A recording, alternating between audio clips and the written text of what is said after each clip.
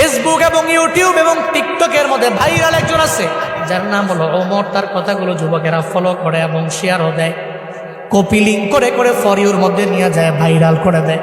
আমি গতকালকে তার একটা ভিডিও দেখলাম, তার মায়ের মানে সে কেমন এটা আমি জানি না, তবে এই ভিডিও দেখার পরে আমি দেখলাম যে মা পাগল ছেলেটা চোখের পানি ফেলাইয়া মায়ের জন্য কান্দে। নেপালের পাহাড়ের সামনে দাঁড়াইয়া বলতেছে, আমার মা দুনিয়ার মধ্যে আমার সবচেয়ে বড় আপন। আমার মায়ের বিরুদ্ধে কথা বললে আমি কোনো আইনও মানি না, কাউরে আমি চিনি না, কারণ মায়ের মতো আপন আমার দুনিয়ার মধ্যে কেউ হতে পারে না।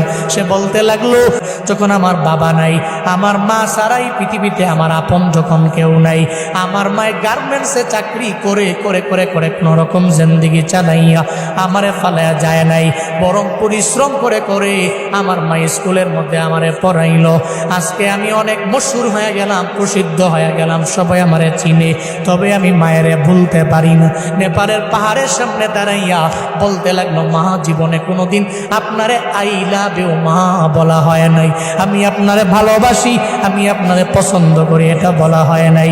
ওমর নামক ওই ছেলেটা বলতে লাগলো, এরপরে আমার আপন আমার নানি, যদি জীবনে কোনোদিন একটা হেরিয়ার গাড়ি আমি কিনতে পারি, আমার মায়েরে ওঠামো, আমার নানিরে ওঠামো। যুবকেরা তোমরা অন্যান্য বিষয়গুলো টিকটক দেখে দেখে অন্যজনকে ফলো করো, তবে এটা কেন ফলো করো না?